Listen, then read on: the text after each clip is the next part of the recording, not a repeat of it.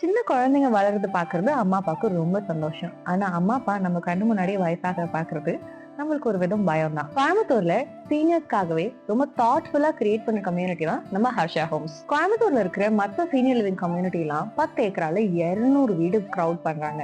But ஆனா இங்க அதே இடத்துல 100 வில்லா தான் அழகா அமைச்சிருக்காங்க. ஒரு இடத்துல போட்டு அடைச்ச மாதிரி இல்லாம இங்க இருக்கிற ஒவ்வொரு வீட்டுக்கும் தனிமையான ஒரு பிரைவேட் ஸ்பேஸ் இருக்கும்.